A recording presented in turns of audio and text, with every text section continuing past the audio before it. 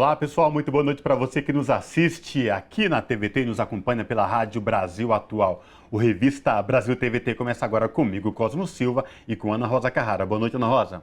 Boa noite, Cosmo. Boa noite também a quem nos acompanha. Convidado a participar no encontro do G7, grupo formado pelas 7 maiores economias do mundo, o presidente Lula escancarou o fracasso de líderes mundiais na solução de conflitos. O presidente brasileiro foi categórico ao expor a falência do Conselho de Segurança da ONU. Condenou a invasão da Ucrânia, citando outros conflitos sem a mesma atenção, e alertou para a escalada da ameaça nuclear. Na ocasião, o mandatário brasileiro também teve encontros bilaterais com chefes de Estado que integram o G7, além de estadistas convidados como a Indonésia, Índia, Austrália e Vietnã. No programa de hoje, vamos falar da participação brasileira no G7 e a polêmica envolvendo a Petrobras. A estatal quer realizar perfurações exploratórias para confirmar a existência de petróleo na região amazônica. O bloco em questão fica na margem equatorial, a mais de 500 quilômetros de distância da Foz do Amazônia. Aconteceu mais uma vez na La Liga, o campeonato espanhol de futebol. E mais uma vez com o atacante brasileiro Vinícius Júnior, do Real Madrid. Mas dessa vez, os cantos e insultos racistas contra o jogador ganharam dimensões para além dos gramados. As reações de solidariedade e apoio a Vini Júnior ecoaram em vários cantos do mundo. Especialistas, políticos, ativistas do movimento negro e dos direitos humanos cobraram punição e medidas efetivas dos dirigentes da La Liga. O Revista de hoje repercute mais esse caso de racismo nos gramados espanhóis e o projeto de lei de autoria do governador Tarcísio de Freitas, dos Republicanos, aprovado na Alesp, que aumentou o salário de policiais militar e civil, mas deixou de fora os policiais penais. E a extrema-direita e parlamentares ligados ao agronegócio seguem com as tentativas de criminalizar a luta pela reforma agrária e por justiça social no campo. A avaliação dos parlamentares da base do governo e de movimentos sociais é que radicais tentam utilizar a CPI para criminalizar o movimento social e desviar a atenção para os escândalos reais que envolvem iniciativas golpistas e corrupção de bolsonaristas. O programa de hoje discute o início dos trabalhos na CPI do MST e analisa o que significa as mudanças feitas pela Comissão Mista no Congresso, que aprovou medida provisória que reestrutura algumas pastas do Executivo Federal.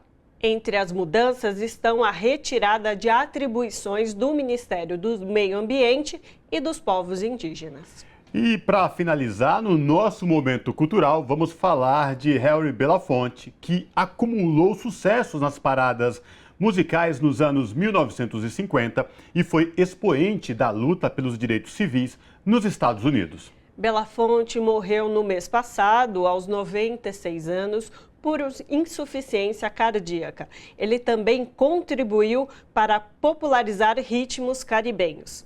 Você acompanha o Revista Brasil TVT também pelo YouTube, youtube.com/RedeTVT. O que significa as mudanças feitas pela Comissão Mista do Congresso, que aprovou medida provisória que reestrutura algumas pastas do Executivo Federal? Entre as mudanças estão a retirada de atribuições dos Ministérios do Meio Ambiente e dos Povos Indígenas, por exemplo. Sobre essa questão, o Revista Brasil TVT conversa agora com Newton Tato, que é deputado federal pelo Estado de São Paulo. Deputado Newton Tato, seja bem-vindo, tudo bem? Prazer recebê-lo aqui no Revista Brasil TVT. Prazer estar de volta com vocês aí na TVT. Então, um abraço grande aí, Cosmo, Ana Rosa. Prazer enorme e à disposição aqui.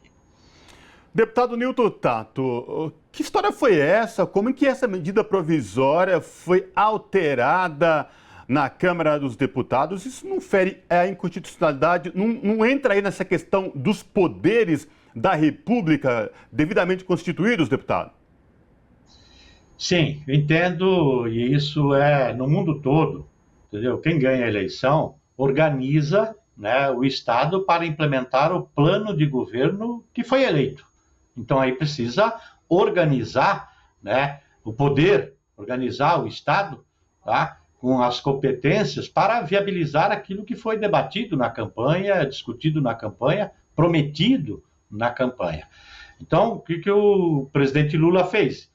Mandou, né, porque a legislação pede isso, no caso do Brasil, pede que envie para lá qual que é a estrutura do governo.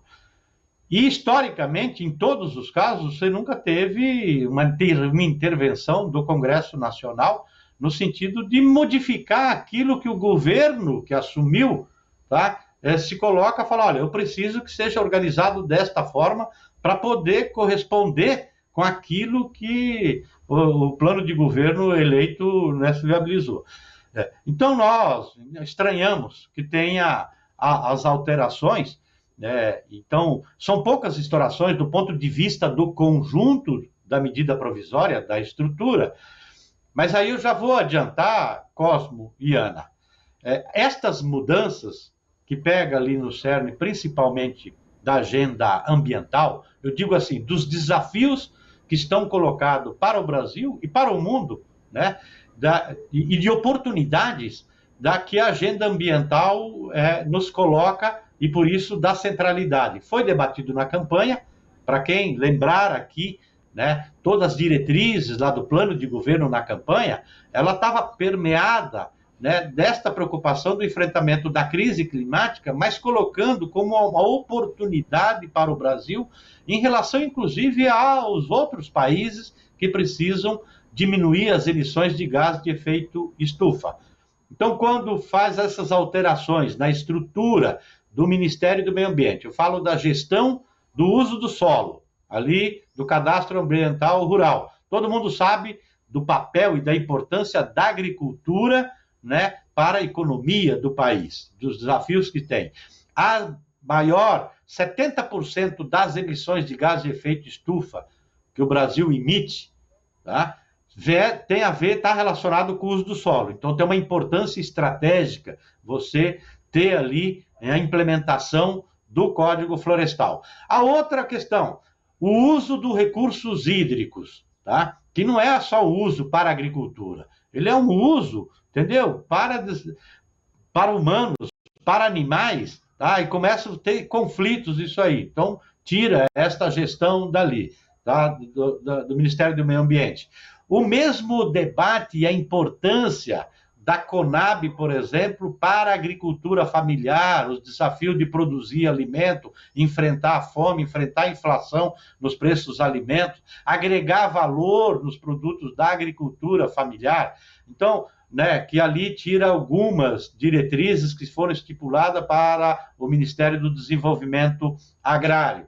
Ou a importância, inclusive, de garantir o direito constitucional à terra para os povos indígenas, que está lá assegurado esse direito na própria Constituição, e o papel que esses territórios têm, inclusive no debate ambiental de proteção da biodiversidade e da floresta, para enfrentar o debate das mudanças climáticas. Então, eu falo assim, isto fere uma questão central daquilo que o Brasil precisa enfrentar, que é fazer a lição de casa para enfrentar, né, a crise climática, mas também de oportunidades que coloca para o Brasil do ponto de vista de que a agenda ambiental, agregar valor aos produtos do Brasil, né, você trabalhar na perspectiva de aproveitar a biodiversidade, a transição energética. Então, são temas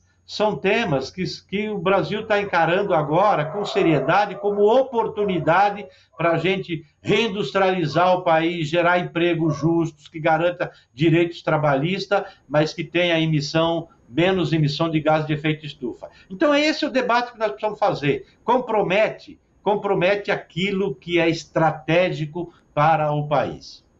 Aproveitando que o senhor falou em demarcações de terras, que aí tem, né, essa questão que foi nessa proposta de reestruturação, se retira do Ministério dos Povos Indígenas. Vou lhe perguntar sobre outro pedido de MP, de andamento de MP, que é o pedido de urgência para se votar o marco temporal. Marco temporal esse também que afeta a luta dos povos indígenas, e aí um deputado bolsonarista vai e pede a urgência dessa votação, sabendo inclusive que este tema também é tratado pelo STF. A minha pergunta ao senhor é: dentro de tudo isso, foi um conjunto de manobras que a oposição fez ali para tentar, de alguma maneira, atrapalhar o trabalho do Executivo e passar pautas mais conservadora e contra a luta, como o senhor já colocou, ao meio ambiente e também aos povos indígenas, em defesa dos povos indígenas? Sim, Ana. É importante, inclusive, para a gente entender a dificuldade que é a composição do Congresso Nacional. Quem tem essas pautas, quem toca essas pautas de retrocessos, e que é ruim para o país, e é ruim para a agricultura como um todo, e eu digo ruim para o agronegócio, essas pautas de um setor minoritário do agronegócio, que é expansionista, que quer cada vez mais avançar em áreas indígenas, de unidade de conservação, em terras públicas. É o grupo que está lá na CPI do MST, tá? E é o grupo que patrocina esses retrocessos. Por isso que é uma dificuldade muito grande quando é em tema relacionado à agricultura, até porque eles têm uma base muito forte. Só para vocês terem uma ideia, a Frente Parlamentar da Agropecuária tem mais de 300 deputados. Então, para os temas gerais, tá, o governo precisa contar para a sua base, tá, com o setor, com uma boa parte desse setor. Então, esse debate nós precisamos fazer na sociedade para que, inclusive, esse setor do agronegócio entenda que aquilo que nós queremos fazer, o debate que nós queremos fazer, é importante para o agronegócio também. Então, não é só para a agricultura familiar, tá? Então, só para entender. E aí, este marco temporal, tá? Que é para as pessoas entenderem o seguinte: o que é que eles têm uma tese, tá? Esse setor mais atrasado da agropecuária, de que só tem direito à terra, ao seu território, aquelas comunidades indígenas ou aqueles povos que no dia 5 de outubro de 1988, data da promulgação da atual Constituição, estivessem em cima do seu território. Todo mundo sabe que na história do país, tá? Aí vale para os povos indígenas, fala para outros grupos extrativistas, vale para os quilombolas, e ainda persiste isso, do ponto de vista da violência no campo. Muitos desses povos, muitas dessas comunidades foram expulsas do seu território debaixo de bala. A violência com relação aos povos indígenas, comunidades tradicionais, é histórica nesse país e persiste ainda.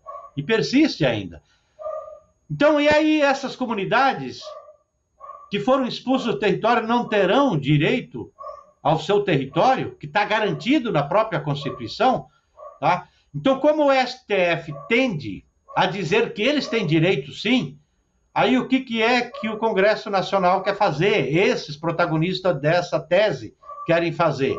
Aprovar logo uma mudança, né, para não valer a tese que provavelmente vai valer no Supremo Tribunal Federal, que é garantir o território independentemente se eles estavam no território no dia 5 de outubro de 1988. Por isso que esse debate precisa ser feito não só dentro do Congresso Nacional, mas a sociedade toda precisa se envolver em defesa do direito dos povos indígenas, porque não é só uma questão que já é fundamental, o direito à vida, a perspectiva de sobrevivência desses povos, dessas comunidades, mas é importante para o Brasil, do ponto de vista estratégico, das oportunidades que coloca esta agenda e da contribuição que faz para o meio ambiente por parte desses povos indígenas.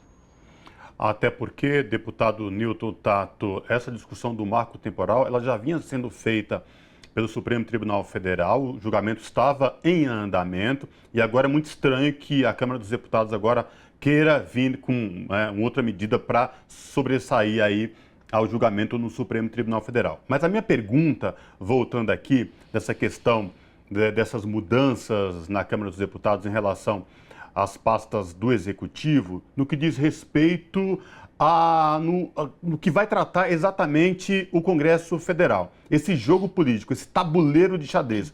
Como é que estão as articulações? Eu falo isso, o senhor é deputado da base do governo do presidente Lula, mas para além disso, como é que estão as negociações?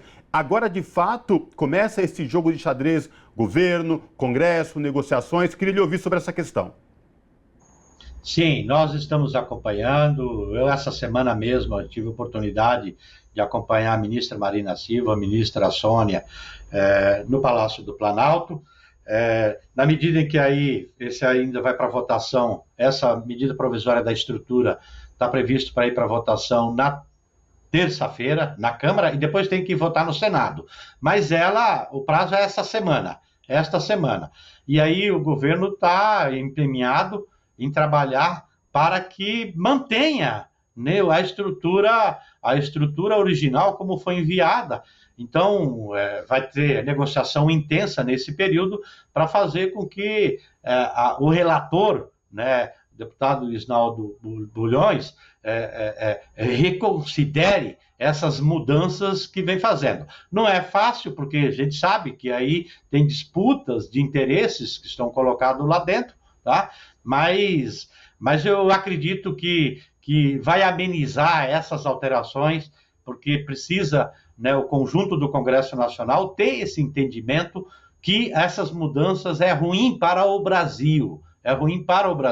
Não é uma coisa de que deputados que de repente querem trabalhar para inviabilizar o governo, querem fazer a oposição. Não é essa a questão. Estou falando assim, como é que se organiza melhor o Estado para os desafios que tem, em especial para essa agenda ambiental que é estratégica e é oportuna, é de oportunidades para o Brasil. A gente está vendo o BNDES já lançando linhas de financiamento para poder trabalhar nessa perspectiva, que é garantir, inclusive, mercado para os produtos da agropecuária, entendeu? Do ponto de vista internacional, né? Então começa a fazer esse debate que é muito importante.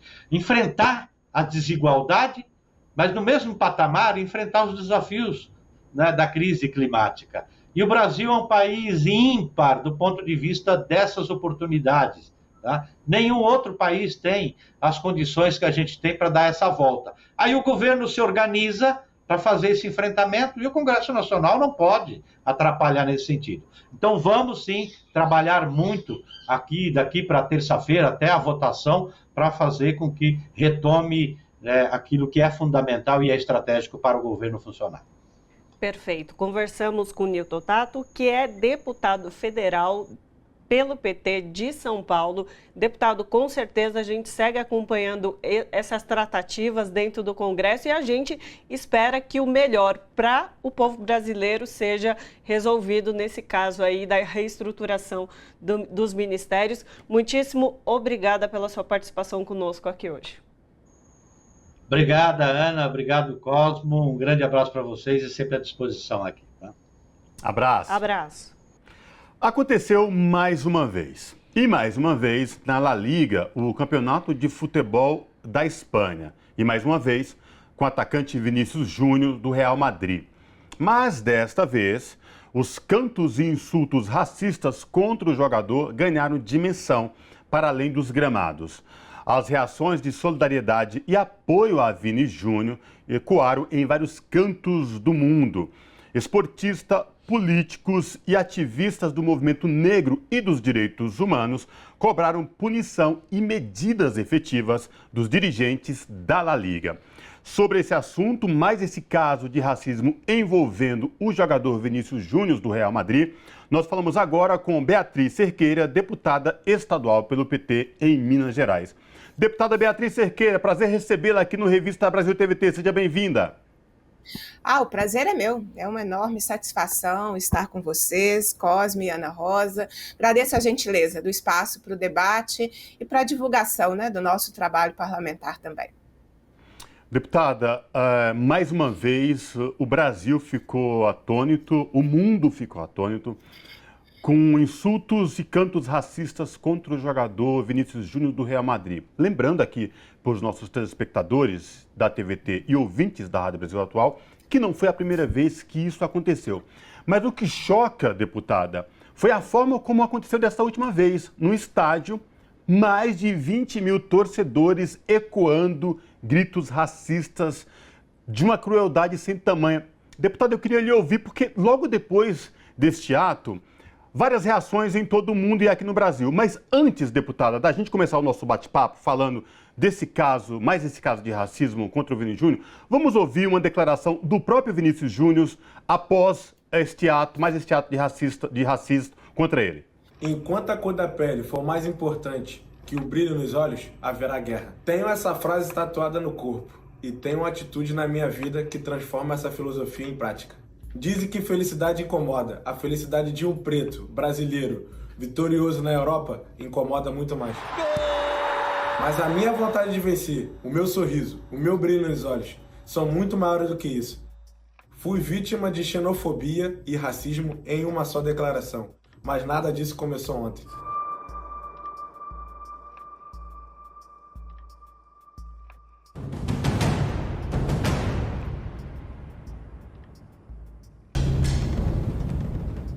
Há semanas começaram a criminalizar as minhas danças. Danças que não são minhas, são do Ronaldinho, do Neymar, do Paquetá, do Pogba, do Matheus Cunha, do Griezmann e do João Félix. Dos funkeiros e sambistas brasileiros, dos cantores latinos de reggaeton e dos pretos americanos. São danças para celebrar a diversidade cultural do mundo. Aceitem, respeitem ou surtem, eu não vou parar. Não costumo vir publicamente rebater crítica. Sou atacado e não falo. Sou elogiado e também não falo. Eu trabalho, e muito, dentro e fora de campo.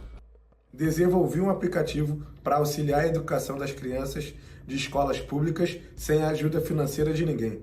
Eu estou fazendo a escola com o meu nome e farei muito mais pela educação. Quero que as próximas gerações estejam preparadas como eu estou, para combater racistas e xenofóbicos.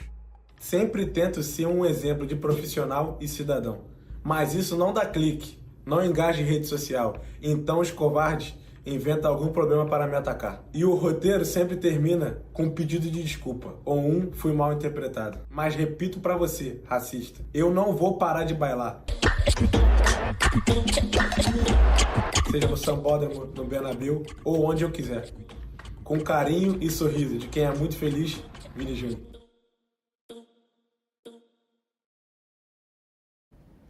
Deputada Beatriz, a gente trouxe esse vídeo do Vinícius Júnior.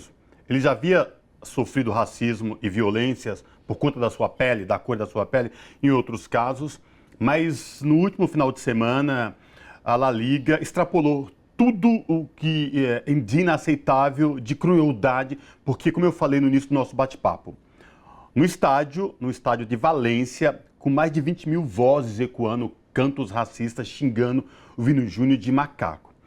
E, deputada, eu queria lhe ouvir sobre essa questão, porque depois disso, a última semana, a dimensão do caso, ela ganhou o mundo e aí medidas estão sendo anunciadas e vêm sendo anunciadas e muito bem-vindas. Aliás, já eram para ter sido anunciadas muito antes, né? Desde o primeiro caso de racismo contra o Vini Júnior lá na Espanha. Queria lhe ouvir, deputada.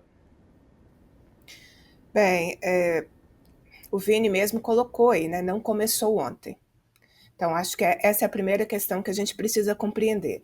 Quando uma pessoa sofre crime, né, o racismo é crime, sofre as violências, as agressões que nós vimos televisionada, feitas por milhares de pessoas no estádio, não, isso não começou do nada, não começou naquele momento, não é? Então você já vem a pessoa vítima do racismo, crimes de ódio, ela já tem sido vítima há bastante tempo. É? Então, você vai numa crescente, até que você tem uma situação absurda, televisionada para o mundo inteiro, de um crime de racismo sendo praticado e nada é feito. Eu acho que essa é a principal questão, né? Quando crimes são praticados e nada é feito naquele momento para interromper, para identificar, para processar, para punir os criminosos, Isso é muito assustador, isso diz muito sobre a sociedade, isso diz muito sobre como essa sociedade se comporta. Né? Então, eu acho que de tudo, isso é o que é mais espantoso, como que uma sociedade vai se tornando racista, como ela vai se tornando tolerante, vai alargando, né, a sua tolerância ao ódio, a determinados crimes, como o crime de racismo. E nós que estamos no parlamento conseguimos que projetos de lei tramitem, conseguimos condições para aprovação, né, de proposições, exatamente quando nós temos uma grande repercussão da sociedade. Não é? Então, eu queria fazer um link, inclusive, com as diversas reações que aconteceram em vários parlamentos. Acho que foi muito importante.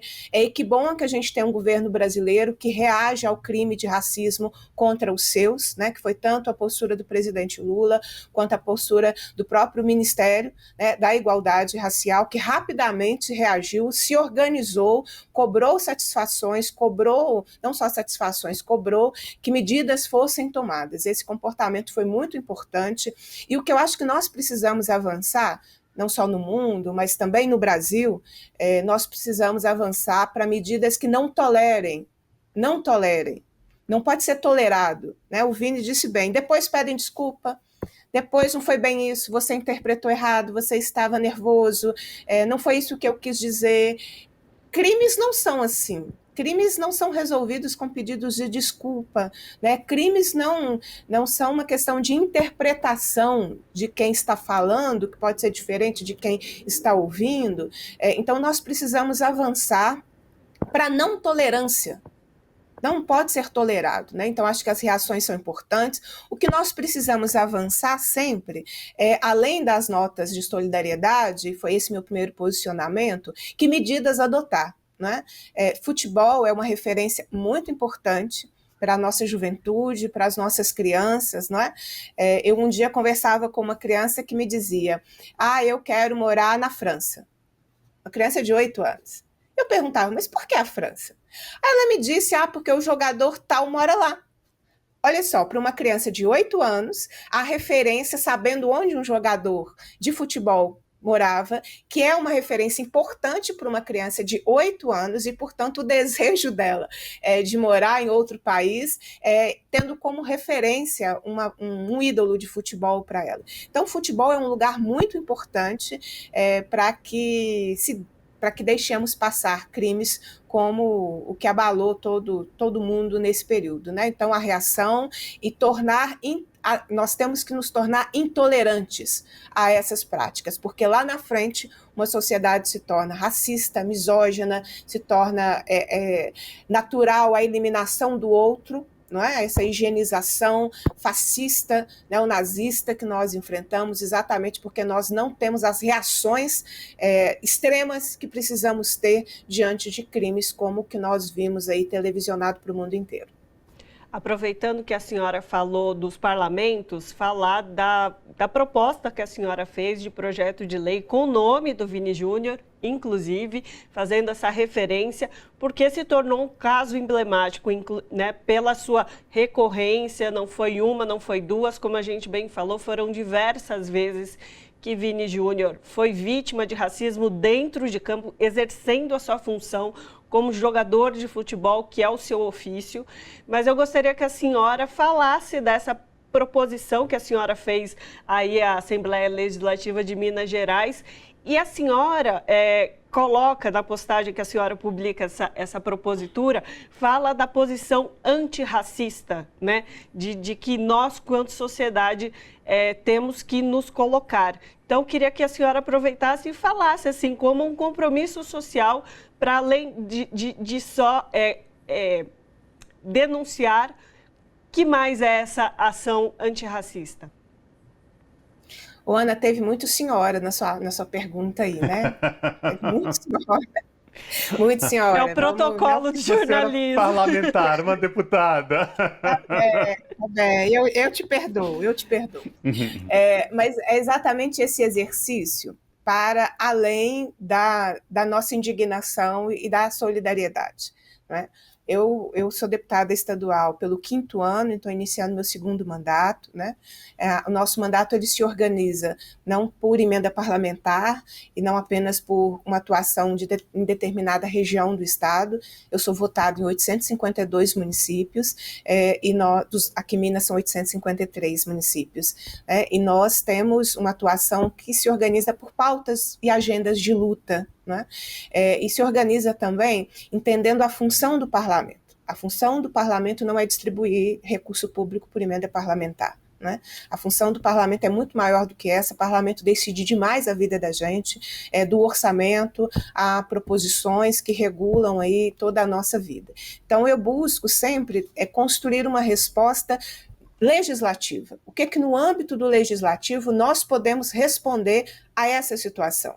Então, quando eu vi as imagens, gente, é muito cruel, é muito violento, né? Você é vítima de um crime, você identifica o seu agressor, o criminoso, e é você que é expulso. É você que se torna alvo de uma violência física e, na sequência, você é expulso, como se você fosse responsável pelo que tivesse acontecido em campo. Quando eu vi as imagens, eu tenho uma certa resistência a ver imagens de violência, porque elas me impactam muito, aliás, impactam todos nós, né? Que temos aí alguma empatia. É muito violento. É muito violento. Isso ao vivo, porque quando é transmitido, né, quando é ao vivo, quando é público, a dimensão da violência é muito maior. Né? Primeiro, então, eu justifico por que eu coloquei no projeto de lei o nome do Vini, porque é uma referência à postura dele.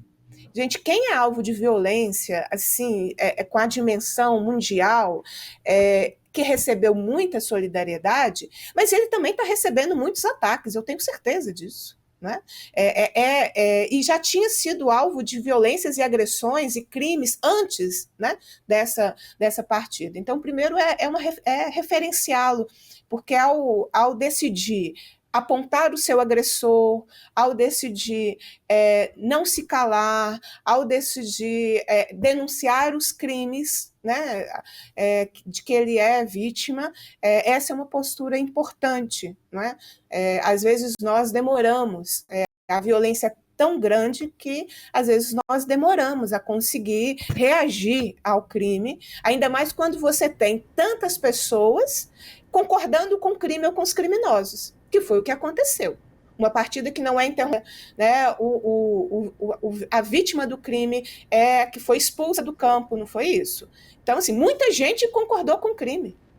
E teria ficado por isso mesmo, não fosse a reação externa, além daquele estádio. Né? Então, primeiro eu justifico isso. Por que referenciar o nome dele? E segundo, dizer, né, sempre a gente precisa ter respostas legislativas para tornar a sociedade melhor do que essa que aí está. Né? O Brasil é um país com muitos crimes de racismo que demoram muito a ter a punição adequada. Né?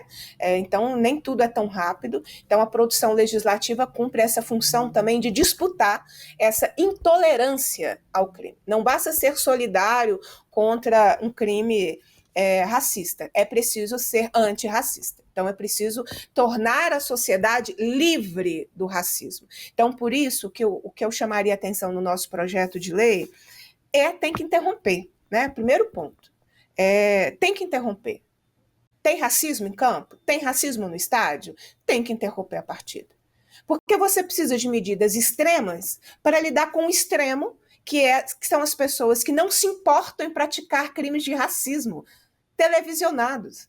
É essa a natureza, né, da gravidade da situação. Sabe que está num lugar com sei lá quantas câmeras, de uma transmissão ao vivo, e não se incomodam em praticar o crime. Então é assustador. Se é assustador a pessoa normalizar a sua prática, precisa de medidas extremas. Então, a obrigatoriedade da interrupção da partida, em casos, né, de crime de racismo, e deixando um outro aspecto do projeto, inclusive discricionário para o encerramento da partida.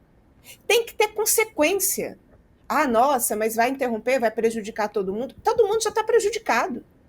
Praticar um crime de racismo num lugar do esporte, todo lugar, nenhum lugar deve ser praticado, mas o lugar do esporte precisa, todo mundo já está prejudicado. Né? Como eu fiz a referência da criança de 8 anos, é uma referência para a juventude, é uma referência para as nossas crianças. Não é? Aí, se eu posso ir ao estádio com o meu pai, com a minha mãe, e ver a pessoa do lado praticar um crime de racismo e fica por isso mesmo, a criança chega nos seus demais ambientes com uma referência da normalidade de um crime que não pode ser praticado. Né? Então, eu chamaria atenção sobre esses dois aspectos.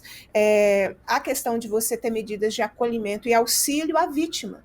Nós não podemos tratar a pessoa vítima de um crime como algo parte aí do dia a dia. Você tem que ter acolhimento, você não pode ter mais exposição. A pessoa não pode ficar sozinha lutando e gritando contra os racistas. Né? Se nós queremos uma sociedade antirracista, a sociedade, o Estado e todo mundo envolvido tem que praticar o combate ao racismo. Então, essa é outra medida do nosso projeto de lei. E cria um protocolo de combate ao racismo nos estádios e nas arenas, né, esportivas. Então, essas são as nossas intenções. Não existe nada semelhante tramitando antes daqui na Assembleia Legislativa, então por isso que nós optamos por trazer medidas que dessem uma resposta imediata e que diga que não é tolerável o racismo. Deputado, isso que a senhora traz é muito importante, porque tem que ser colocado, trazendo aqui para o Brasil, no país inteiro, em todos os estádios, em todas as arenas esportivas. Mas eu vou relembrar uma outra questão, no que diz respeito a casos de xenofobia e racismo na Espanha. Um jogador camaronês, jogador do Barcelona, Samuel Eto'o, N vezes vítima de racismo. Jogavam banana para ele e chamavam de macaco. Roberto Carlos, jogador do Real Madrid, também era insultado com cantos racistas, chamado de macaco, e jogavam banana nos estádios. A La Liga sempre passou pano, mas desta vez o presidente teve que se desculpar várias vezes, a coisa foi tão assombrosa e cruel que teve que vir a público, até porque quando mexe no bolso dos racistas, eles têm que se moverem. E aí o Santander, que é patrocinador master do campeonato, interrompeu o patrocínio. Mas foi preciso vir várias pressões para que, de fato, a La Liga tomasse um posicionamento. E agora já fala, inclusive, em punições com pontos e perda de mandato. E seu projeto, trazendo agora de volta para o Brasil, tomara que ele seja aprovado na Assembleia Legislativa de Minas e que seja exemplo para o Brasil inteiro, deputado. Eu agradeço, né, o espaço exatamente por isso, né, para a gente poder discutir como é que no parlamento a gente pode contribuir para uma sociedade melhor. Então, esse é um ponto. Esse seu histórico, né, de tantos atos racistas no futebol na Espanha nos coloca uma reflexão, né, como que a sociedade na Espanha se tornou tão tolerante. Há uma tolerância ao racismo, e é por isso que nós precisamos reagir com toda a força, propondo medidas que tratem para não tornarmos tolerante, né? Porque há uma tolerância. Não temos dúvida, né? Há uma tolerância ao racismo na Espanha. Eu quero parabenizar a Federação dos Trabalhadores do Ramo Financeiro, dos bancários, filiado à CUT, que também teve uma atuação importante cobrando do Santander a interrupção desse contrato de patrocínio. Né? Eu vi a movimentação dos sindicatos, dos bancários, eu vi a movimentação dos sindicatos bancários aqui de Belo Horizonte, né, que tem o sindicato dos bancários filiado à CUT aqui na nossa capital, e achei muito, muito importante, porque é isso, você precisa pressionar para a não tolerância, né, e espero que a gente avance com medidas que não tolerem o racismo. Alguém vai dizer, mas já tem medida, já é crime, etc. Não é suficiente, nós precisamos de mais medidas. Porque se fossem suficientes, nós ainda não enfrentaríamos casos de racismo no nosso país, no nosso estado e no esporte. Então, nós temos que ter as medidas necessárias para ficarmos livres desse crime e dos criminosos, que eles saibam que quando praticarem um crime não vai ficar por isso mesmo e não vai depender de uma grande repercussão porque se não tivesse toda essa repercussão mundial, nós teríamos um Santander interrompendo, né, patrocínio? Nós teríamos posicionamentos de pessoas públicas da própria La Liga, não fossem as pressões mundiais, não é? Então, nós precisamos, precisamos interromper esse ciclo, né, de racismo no futebol. Então, quero agradecer muito, que acho que é muito significativo, convidar as pessoas a acompanhar nosso trabalho parlamentar aqui em Minas Gerais, né? O projeto de lei é o projeto de lei número 795, de 2023, ele pode ser acompanhado no site da Assembleia Legislativa, bem como toda a sua tramitação. Lá no site você pode deixar a sua opinião, essa opinião ela é importante, ela ajuda na tramitação do projeto aqui na Assembleia Legislativa, e é isso, nosso mandato está aqui para fazer a luta de classes, para fazer a luta feminista, a luta antirracista e todas as lutas necessárias para melhorarmos a sociedade que está aí. Perfeito. Conversamos com Beatriz Cerqueira, que é deputada estadual pelo PT em Minas Gerais. Agradecemos a você a participação aqui conosco hoje no Revista Brasil TVT, deputada. Muitíssimo obrigada e com certeza só reforçando, esse compromisso social é para além dos parlamentos, é de todos nós e de cada um de nós com o antirracismo para a sociedade em geral, né? Gratidão. Abraço. Abraço. Agora a gente faz um breve intervalo e volta daqui a pouquinho.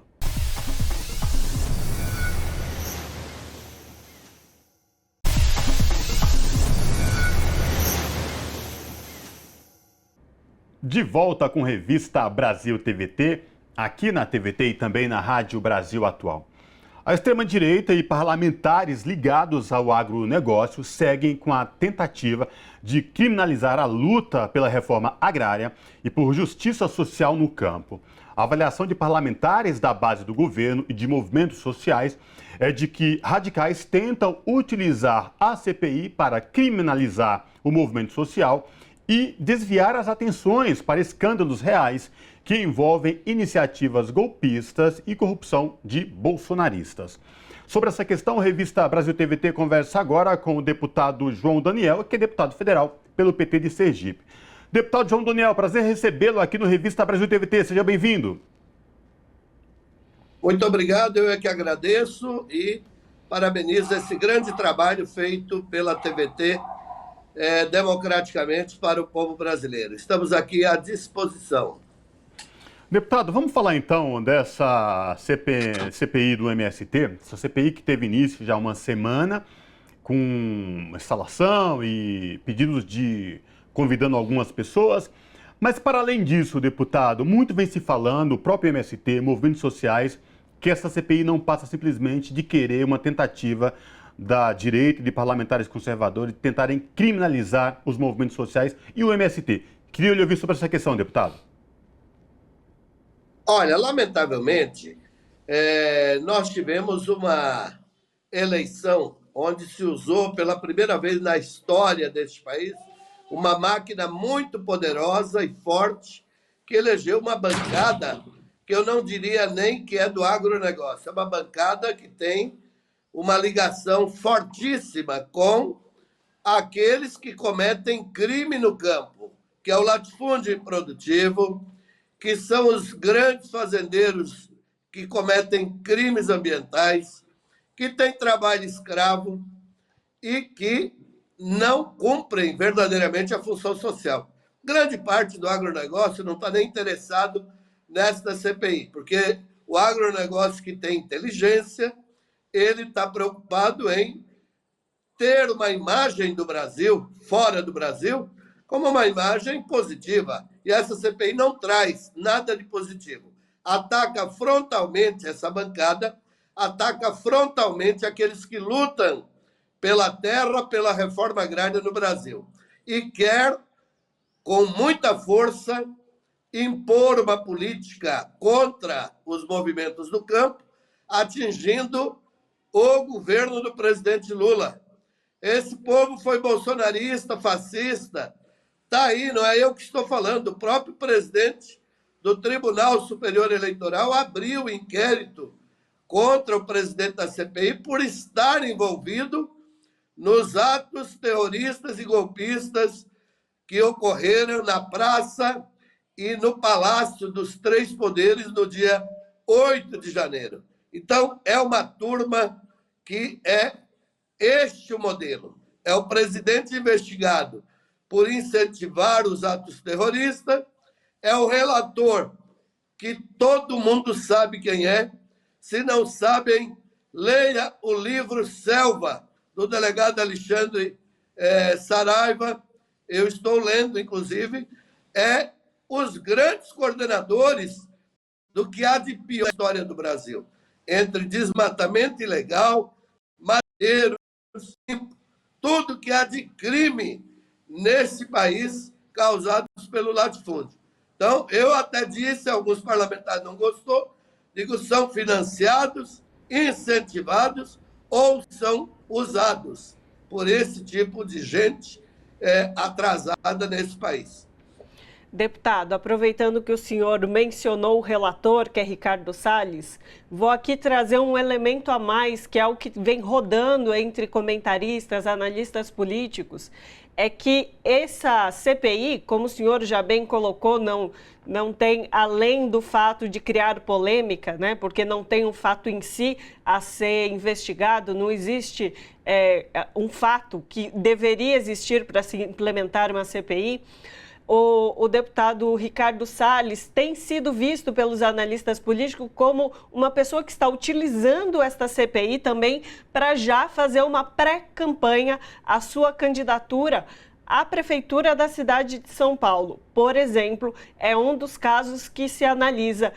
E aí a minha pergunta ao senhor é: dentro dessa CPI, o que a gente vai poder ver dessa bancada, e eles são maioria, bancada bolsonarista, de extrema-direita, que estão compondo essa CPI, é que eles vão utilizar essa CPI para também fazer uma pré-campanha, para também fazer o seu cenário ali de rede social para criar polêmica nesse lugar da CPI? Esse é outro fato muito importante que você coloca.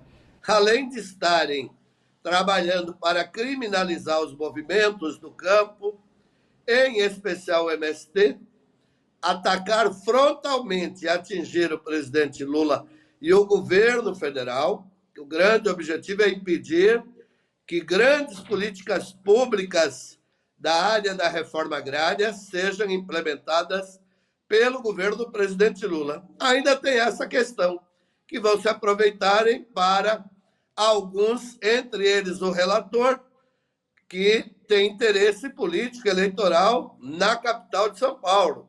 Então, quer estar na mídia, como vai estar, né? Lamentavelmente, uma parte grande da mídia conservadora é aliada do latifúndio e, nesses casos, abrem espaço também para aqueles que combatem, né, a luta pela reforma agrária no Brasil, para se utilizar eleitoralmente. Então, é uma luta forte que nós precisamos ganhar e conquistar o apoio da sociedade brasileira para saber verdadeiramente quais são os interesses que estão por trás desta CPI. Sejam os interesses econômicos dos madeireiros, dos grileiros, sejam os interesses das empresas que ainda continuam desrespeitando a legislação trabalhista e usando o trabalho e escravizando o trabalhador, utilizando a nossa legislação para rasgar e escravizar trabalhadores e trabalhadoras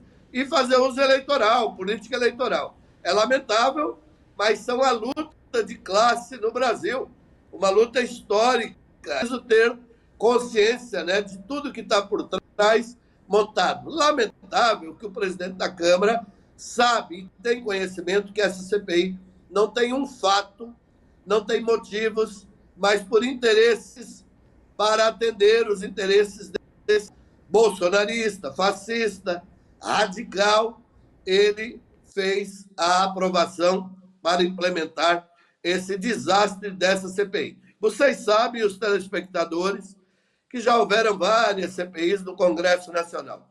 Todas, se você pegar, nasceram parecida com esta.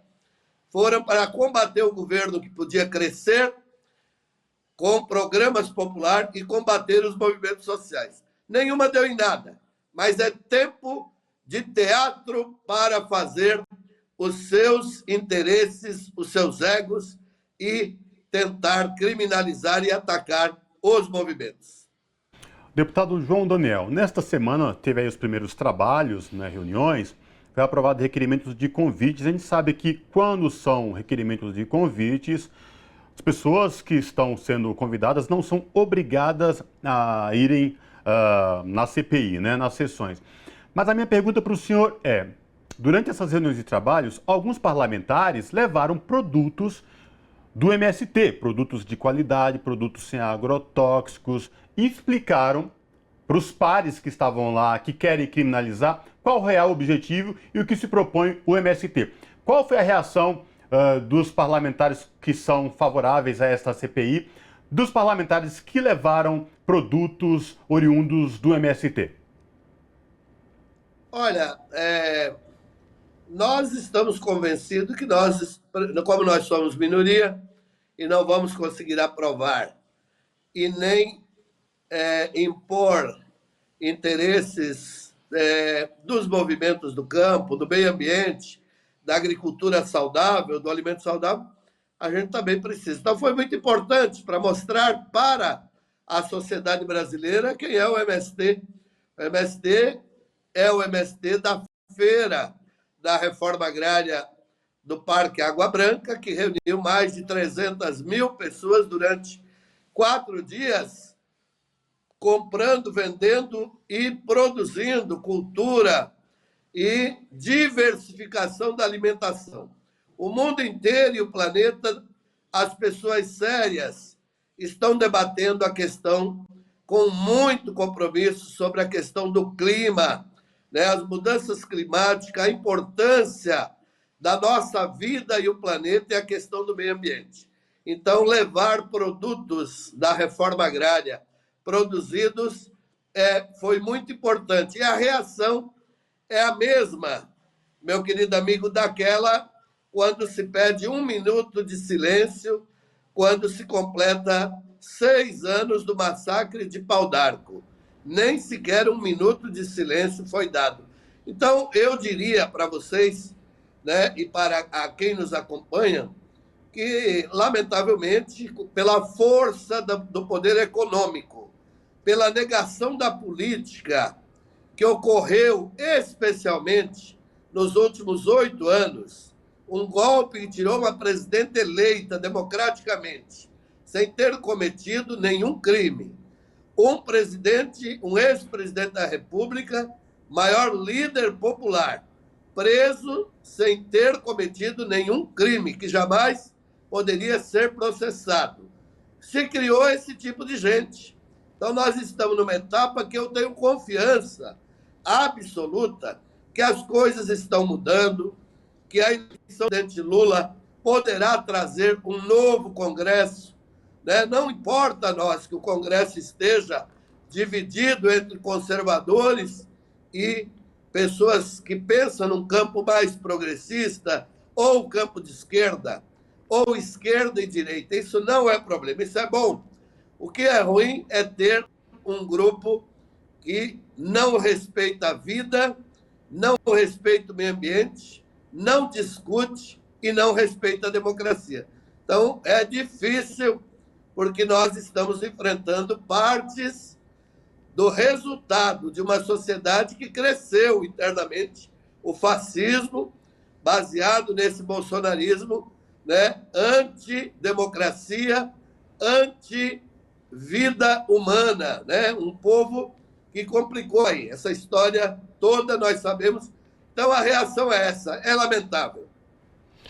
Só lembrando, inclusive, que não é a primeira vez que fazem o MST um assunto de uma CPI, isso já aconteceu outras vezes na história do nosso país, e em todas elas nada foi encontrado de irregular, nada foi declarado como um problema. O movimento é um movimento que luta aí por reforma agrária, por direito à terra no campo. E agora, deputado, o que eu queria trazer a partir dessa realidade, desse panorama, é que o que os senhores pensam em trabalhar para que, de fato, essa CPI não se torne uma homogeneização, seja uma homogeneização do discurso da extrema-direita. Como o senhor já estava falando, o debate é da democracia, né? Ter lados diferentes na política faz parte aí do jogo democrático, mas a gente sabe que eles tentam amplificar a sua voz e, como aconteceu durante a sessão, cortar o direito de voz de outros que não são ligados a eles, o pessoal da extrema-direita, né? Mas como os senhores têm pensado em trabalhar, qual tem sido a estratégia que os senhores que entraram como minoria, infelizmente, nessa composição da CPI, em trabalhar para que essa extrema-direita não tenha essa CPI como ferramenta ideológica? Olha, nós estamos trabalhando e a gente acompanha o Brasil, as redes sociais e dados, né? Essa CPI iniciou com muito apoio nacional e internacional para o MST. Toda a sociedade brasileira, democrática, popular, a nível internacional e aqui no Brasil, se pronunciou fortemente, decisivamente em favor do MST. E a gente percebeu que, de certa forma, eles estão sabendo que vai haver um prejuízo político. Então, o nosso grande objetivo é isso, é abrir o debate para a sociedade, tentar aprovar requerimentos que a gente ainda não conseguiu, mas vamos trabalhar para ver se a gente negocia e convence para ouvir temas de interesse do Brasil, como, por exemplo, o relatório da CPT, que mostra que 34 pessoas foram assassinadas em 2022, praticamente nenhuma está em áreas do MST. Estão em área de expansão de madeireiros, do agronegócio, em regiões de fronteiras agrícolas do Brasil. Mostrar verdadeiramente onde se ataca a vida e o meio ambiente, né? Onde está o verdadeiro crime. Onde está o sentido verdadeiro de uma CPI nesse país? Seria investigar os crimes cometidos no campo, o trabalho de escravização das pessoas, os crimes ambientais, a questão do garimpo ilegal, enfim, e vários outros lugares que nós temos degrilagem de terras até hoje.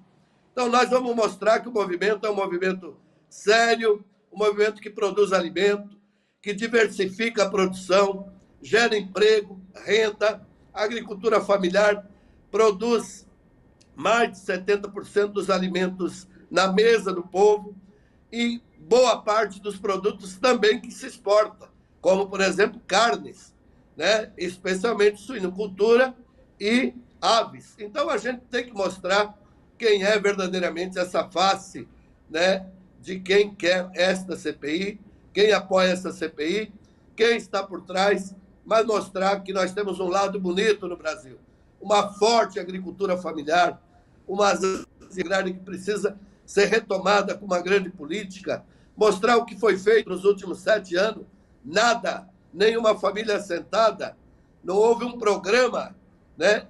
Todas essas coisas nós queremos debater, trabalhar, mostrar para a sociedade e ganhar cada vez mais a opinião pública das pessoas sérias, que, por uma questão ou outra, nem sempre têm as informações corretas, já que, lamentavelmente, o grande partido desse país contra a reforma agrária foi, em grande parte, a grande mídia brasileira aliada, né, do nome do agro, mas é aliada dos setores conservadores deste país.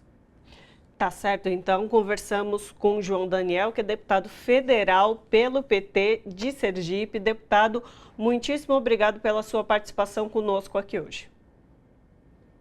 Eu é que agradeço e parabenizo o trabalho de vocês e tenho certeza que a justiça e a verdade às vezes tarda, mas não falha. É a esperança de todo o povo lutador. A gente vai vencer mais esta CPI, vai desmoralizar quem está por trás e quem está de frente dentro desta CPI, para que o povo brasileiro possa eleger, nos próximos períodos eleitorais, parlamentares que representem mais dignamente os interesses brasileiros e da nossa população. Uma boa sexta-feira, um grande abraço e obrigado. Abraço, deputado. A Petrobras quer realizar perfurações exploratórias para confirmar a existência de petróleo na região do Amazonas. O bloco em questão fica na margem equatorial, a mais de 500 quilômetros de distância da foz do Amazonas. Para falar com a gente sobre essa questão, nós conversamos agora com o Guilherme Estrela, que é geólogo e foi diretor de exploração da Petrobras. Guilherme Estrela, tudo bem? Prazer te receber aqui no Revista Brasil TVT. Seja bem-vindo. Muito obrigado, agradeço muito o convite da TVT. Estou aqui pronto para conversar com vocês. Boa tarde a todos os que estão nos assistindo. Maravilha. Semana foi muito repercutido aí um anúncio de que a Petrobras estava pensando em fazer exploração aí de petróleo na foz do Amazonas, mas muito deixou de se falar exatamente o que a estatal de fato estava pretendendo. Guilherme, você é geólogo, você foi diretor de exploração da Petrobras. Eu queria te ouvir sobre essa questão para que você, de fato, trouxesse elucidações aqui para os nossos telespectadores da TVT e também ouvintes da Rádio Brasil Atual. Sim. Posso falar? Sim, por favor. Muito bem. É o seguinte, tem vários aspectos essa questão, né? Mas primeiro aspecto, o IBAMA é um órgão que foi completamente abandonado pelos governos anteriores, todos nós sabemos, não é mesmo? Em relação ao meio ambiente, que foi um crime, cometeram um crime contra o meio ambiente brasileiro, né? Então, isso é fato. Nosso governo foi eleito e nós temos, já na época do Lula e Dilma, em 2003, né? No período, né? Até o golpe de Estado em 2016. Nós tínhamos um IBAMA forte, muito competente, está entendendo? E nós tínhamos perfeita interação com o IBAMA. Agora, nós ganhamos a eleição e o presidente Lula, naturalmente, todos nós apoiamos isso, o presidente Lula traz o meio ambiente como uma das principais preocupações desse nosso governo, né? Então, que é completamente oposto ao crime que foi feito contra o meio ambiente brasileiro pelos dois governos anteriores. Muito bem, isso é um fato. Então, política de proteção ambiental do governo Lula e da ministra Marina é uma política de Estado, não é mesmo? Então, ponto final. A Petrobras é uma empresa estatal, né? Então, a Petrobras tem que obedecer, na minha opinião, como nós fizemos lá nos nossos governos, né, no governo Lula e Dilma, obedecer às instruções do IBAMA. Não é mesmo? Ponto final. Então, na minha experiência, nos meus 9 anos que estive como diretor de exploração e proteção, primeiro, o IBAMA é um órgão extremamente competente, né? O IBAMA é um órgão extremamente sério na condução de uma política de proteção ambiental brasileira, né? Então, o IBAMA está certamente aberto ao entendimento. Não é mesmo? Então, o que se tem que fazer, na minha opinião, primeiro, a Petrobras, que é uma empresa do Estado, obedecer a uma política de Estado brasileira, né? Isso que eu considerei, tenho que ser muito franco, como cidadão brasileiro com vocês, eu considerei muito inadequada a criação de um fato político que é prejudicial ao nosso governo, onde uma empresa estatal, né, vem publicamente a discordar de um órgão estatal do governo. Isso na minha opinião, é inadequado. Tanto que isso tem sido aproveitado pela imprensa de oposição ao nosso governo, tentando criar um fato político de uma crise política no nosso governo. Então, na minha opinião, a Petrobras errou em tornar isso público. Não é mesmo? Então, muito bem. Tem que sentar com o IBAMA.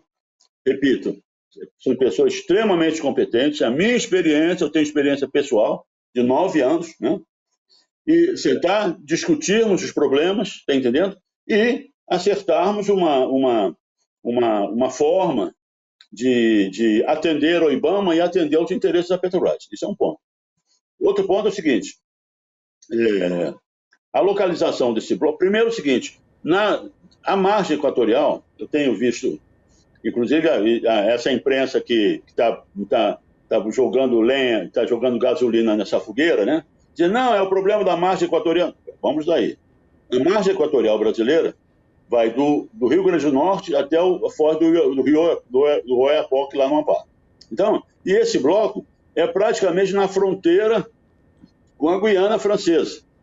Aliás, com a França, porque a Guiana Francesa é território francês, né? Então, na extremidade da faixa equatorial, não é em toda a faixa equatorial. Eu não estou dizendo que do restante da faixa equatorial o IBAMA também não vai fazer as suas exigências. E isso tem uma razão. A faixa equatorial, nossa, ela é banhada, vamos dizer assim, pela corrente equatorial. A corrente marítima, todos nós sabemos disso, né? Extremamente forte. Então, que ocorre em toda a faixa equatorial. Está entendendo? Então, e isso cria condições ambientais muito específicas, globalmente, mundialmente muito específicas, que tem que ser tratado com muito cuidado. E tem outros blocos de outras empresas estrangeiras nessa mesma faixa equatorial. Não é mesmo? Não é só na Foz do Amazonas. Enfim, a área, quando nós aprovamos o novo marco regulatório do pré-sal, nós colocamos lá, o governo colocou lá no seu texto, né, dizendo o seguinte, a Petrobras as licitações serão também pelo modelo de partilha de produção, né, como é no pré-sal, e a Petrobras como operadora única dentro do polígono do pré-sal, aquele polígono, e outras áreas estratégicas. E a área estratégica equatorial, a margem equatorial brasileira é uma área estratégica para o Brasil. Do seu ponto de vista não só petrolífero, mas do ponto de vista da geopolítica mundial, porque é a nossa margem muito extensa, voltada para o Atlântico Norte, que é o principal oceano, né, em termos de importância geopolítica mundial. Então, a faixa equatorial, para nós, também... Diga. Então, sobre isso, eu gostaria de perguntar ao senhor exatamente existe ali na região, como o senhor colocou, na Guiana Francesa, já uma exploração de petróleo sendo feita pela França. Aí a minha pergunta o IBAMA, ele diz que a Petrobras não deu garantias de que se houvesse um acidente, a fauna estaria garantida ou que não houvesse impacto para as comunidades. Mas, de fato, se já há uma exploração ali na região, já não há um impacto ali na região e, por outro lado... nos últimos anos, a gente não ouve falar de grandes acidentes com a Petrobras, não há um histórico recente de grandes acidentes que impactem tanto o meio ambiente como as comunidades locais onde há exploração. A minha pergunta é exatamente para entender esses parâmetros do IBAMA e a política da Petrobras. O que, de fato, deveria ser feito, então, pela Petrobras e pelo IBAMA para que houvesse uma convergência nessa situação? Muito bem, vamos lá. O que está acontecendo na França, não nos cabe avaliar. Nós somos um país soberano, entendendo que não é o exemplo que estejam fazendo na Guiana, no Suriname, né? Como que fizeram no Golfo do México com o grande acidente de Macondo, em 2010. O maior acidente da indústria petrolífera mundial. Não é mesmo? Então, nós não temos nada com isso. Nós temos o Petróleo Brasileiro, CIA, que é uma empresa do Estado, e que tem que representar os interesses do Estado brasileiro e a política do Estado brasileiro em nosso território. E quando nós operamos no exterior também. Muito bem. Isso é um caso. Não temos nada a ver com a Guiana Francesa, né? Segundo é o seguinte, a Petrobras tem 0 de acidentes no mar, em suas operações. É verdade. A Petrobras é extremamente competente. No pré-sal está aí. Entendeu? No pré-sal, nós estamos no pré-sal desde 2006 e não tem uma gota de óleo do pré-sal no mar. A Petrobras é extremamente competente. Então, a sua pergunta, de uma certa forma, ela é contraditória, né? Porque a Petrobras tem essa competência, então a Petrobras tem toda a competência comprovada. Eu participei disso e tenho muito orgulho disso como ex-diretor de explorações da Petrobras, para a Petrobras sentar com o IBAMA e decidir o que fazer. Estou levando na mesa de... Não são negociações, porque isso não é um negócio. Na mesa de entendimento, né, soluções que sejam absolutamente compatíveis com a sua própria Petrobras, competência e capacitação técnica e tecnológica de enfrentar, de perfurar com segurança, onde quer que seja. Agora, também é o seguinte, como eu disse, a costa equatorial, por isso que é importante a Petrobras sentar, a margem equatorial, em termos de ambientais, é muito diferente do que a costa leste brasileira. Entendeu? Então, quer dizer, só tem fatores positivos o que você está dizendo, né?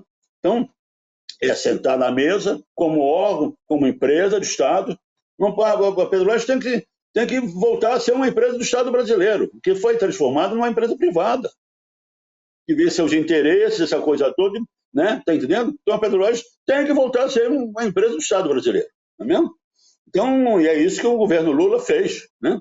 Quer dizer, está transformando, está chamando a Petrobras novamente para ser uma empresa do Estado, uma empresa, né, estatal brasileira, do qual nós muito nos orgulhamos, não é mesmo? Então, é isso. Tem que sentar na mesa e discutir novamente, que a Petrobras é extremamente competente, séria, uma empresa séria, né? E o IBAMA também. Todos têm que estar unidos numa empresa, na prática e na implantação de uma política de Estado brasileiro, que é a política do nosso governo Lula. Simples assim.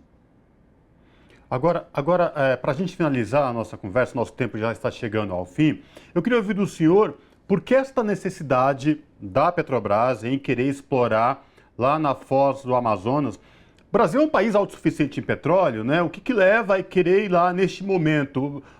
Eu queria lhe ouvir, já que o senhor foi diretor de exploração por um certo tempo da estatal, o que leva, neste atual momento, a empresa querer prospectar petróleo lá na Foz do Amazonas? A sua pergunta é interessante, muito interessante. Só que tem o seguinte, uma empresa petrolífera... Primeiro o seguinte, vamos ver, emergência não há. Emergência, certamente não há. Nós somos um país que estamos exportando mais de 1 milhão de barris por dia, 2 milhões, não sei ao certo, de barris por dia. Então, nós não somos autossuficientes, volumétricos em petróleo, então emergência não há. Tá entendendo? Então, isso é um ponto importante que você coloca. Então, é um ponto importante e certamente tem que estar dentro dos interesses da Petrobras e do Estado brasileiro, e do governo brasileiro. Tá vendo? Muito bem.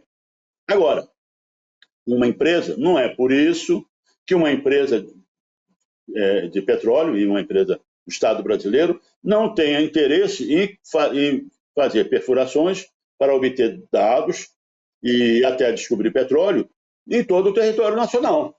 É uma coisa que está na própria essência da companhia, não é mesmo? Como empresa de petróleo, como empresa de petróleo estatal brasileira. Então, agora, essas coisas não são conflitantes, não é mesmo? Então, pelo contrário, nós temos toda a capacidade, temos somos autossuficientes volumétricos em petróleo, então, é mais um conforto, é mais uma área de entendimento, tá entendendo? Abre mais uma área de entendimento para sentarmos com o IBAMA e fazermos uma programação, tá entendendo? Precisa algumas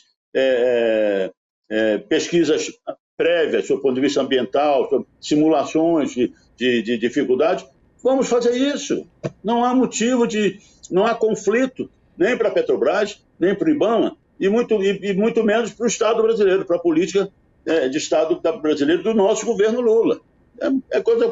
Tem que haver disposição, tem que de ambas as partes, pelas informações do IBAMA, que o IBAMA tem tornado público, eles estão abertos para conversar e pronto. Agora, a Petrobras tem que se transformar novamente numa empresa do Estado brasileiro, uma empresa estatal. Não pode, colocar outros interesses dos acionistas minoritários, dos acionistas privados, à frente, em preferência aos interesses do Estado brasileiro. E os interesses do Estado brasileiro, mais uma vez, repito, não só são da Petrobras, são da Petrobras, do IBAMA e, no final das contas, são do governo brasileiro, que nós elegemos e que tomou posse no 1º de janeiro de 2023. E do povo brasileiro também, né, Estrela? Também o governo brasileiro democraticamente eleito, depois de uma ruptura constitucional do Estado Democrático de Direito em 2016, depois de uma fraude eleitoral de 2018, quando não deixaram o Lula se candidatar, não é mesmo? Então, em 2023, o povo brasileiro se manifestou democraticamente e elegeu o governo. Esse governo nos representa. Ótimo. Conversamos com o Guilherme Estrela, geólogo e ex-diretor de exploração da Petrobras. A gente te agradece muito a participação aqui no Revista Brasil TVT de hoje. Eu que agradeço muito a oportunidade e estamos aí. Obrigado. Abraço. A gente agora faz um breve intervalo e volta daqui a pouquinho.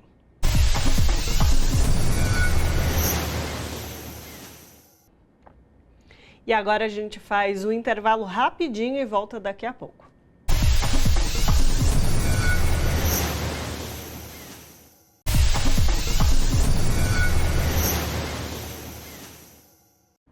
De volta com Revista Brasil TVT, aqui na TVT e também na Rádio Brasil Atual.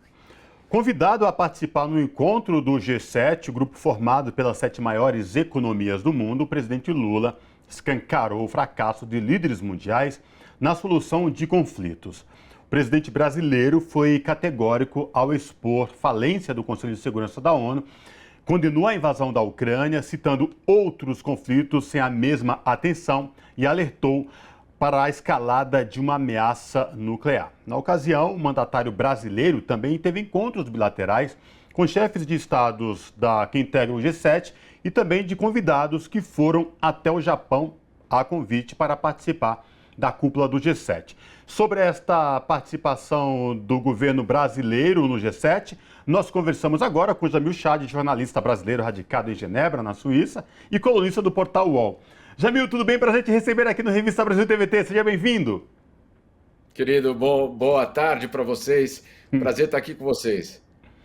Jamil, vamos falar então desta ida do Brasil, da participação brasileira no G7. Muito se falou aqui no Brasil, né, da ida do presidente Lula, se especulou muito de que a ida do Brasil seria para o encontro aí Biden e Zelensky. Na verdade, se esqueceram também de outras questões importantes, que acordos, reuniões com outros chefes de Estado, outras economias que não estão no G7, mas que estão aí bem chegando próximo ao grupo das 7 economias do mundo. Jamil, eu queria que você trouxesse para os nossos telespectadores aqui da TVT e ouvintes da Rádio Brasil Atual, na tua avaliação sobre a participação do presidente Lula, do governo brasileiro, no G7, realizado no último final de semana no Japão.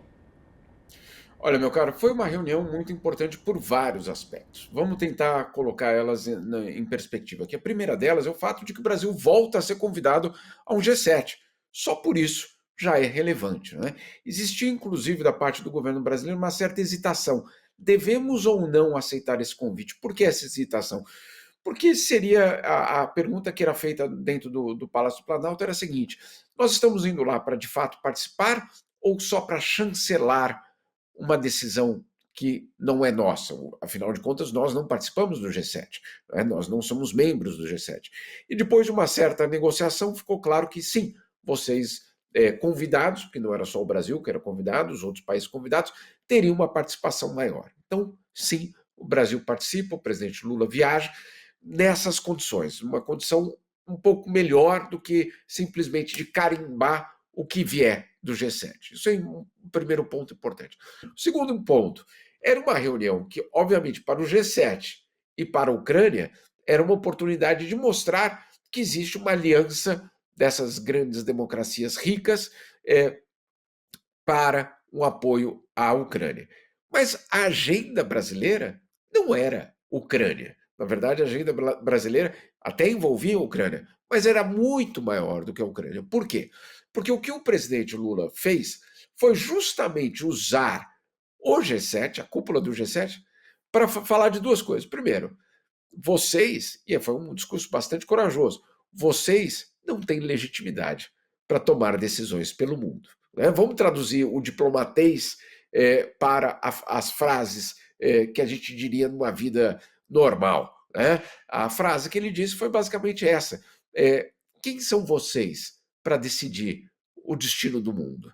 Né? Se vocês estão falando de um grupo restrito de democracias ocidentais, claro, com seus aliados, no caso o Japão, mas que não representam mais vamos dizer assim, os interesses de todas as regiões do mundo. Então, esse foi o primeiro ponto bastante importante que ele disse.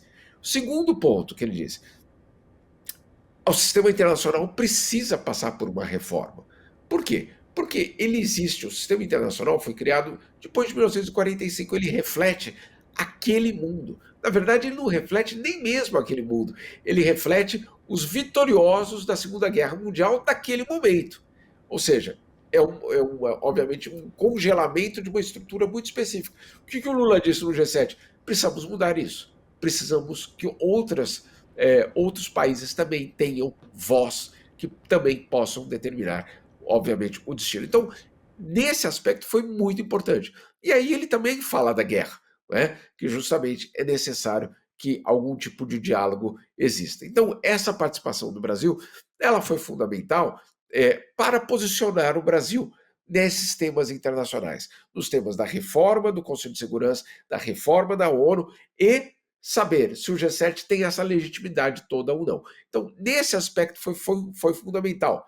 Outros aspectos importantes, claro, as reuniões bilaterais, essas sim, muito importantes também, com Emmanuel Macron, Olaf Scholz e com vários outros líderes. Nisso tudo, é uma certa comprovação de que o Brasil não só está de volta no palco internacional, como tem uma agenda repleta de reuniões para justamente poder se posicionar e também, obviamente, escutar os outros. Vou aproveitar e retomar um fato do ano passado, na COP27. Lula foi convidado a participar e uma das questões que ele levanta na COP27 é o compromisso dos países ricos, vulgo também o G7, né? A gente pode fazer um paralelo aí dessas duas nomenclaturas. E nesse encontro do G7, ele volta a fazer esse pedido de que os países ricos que se comprometeram a contribuir financeiramente com os países mais subdesenvolvidos na questão do combate aos problemas do clima, né?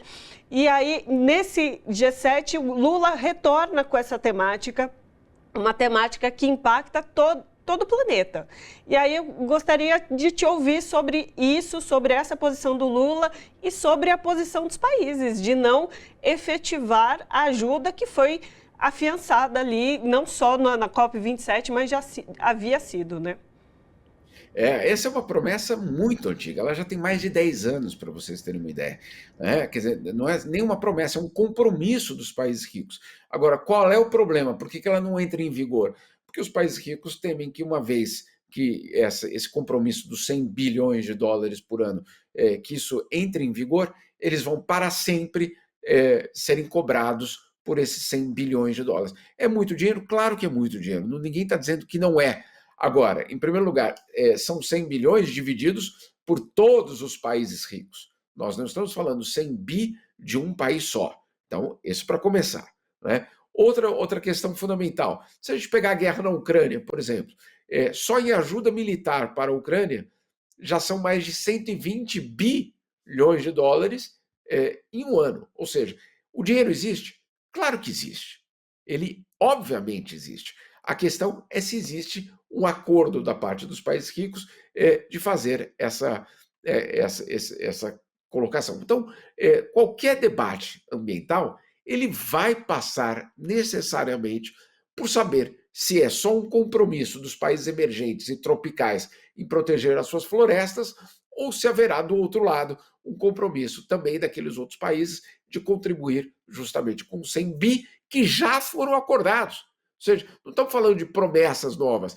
É tão impressionante essa história que na COP no Egito, não no ano passado, no ano retrasado, isso já foi dito pela própria ONU, que os 100 bi que tinham sido prometidos em 2009, porque essa é a data do 100 bi, que já ficou claro que 100 bi não é suficiente. Né? Que esse valor por ano não é suficiente. Ou seja, esse valor já até está ultrapassado. É isso que a ONU está dizendo. Então, é tão dramática essa história, porque nós podemos aí passar décadas, que é o que aconteceu, sem que a promessa entre em vigor. Quanto tempo mais vai levar? Ninguém sabe. Então, parte da cobrança dos países emergentes, não só do presidente Lula, de outros países emergentes aos países ricos, é justamente nessa direção. Façam a sua parte também. Jamil, o que me chamou a atenção particularmente nesta última reunião do G7 no Japão, o presidente do Japão tem a presidência rotatória.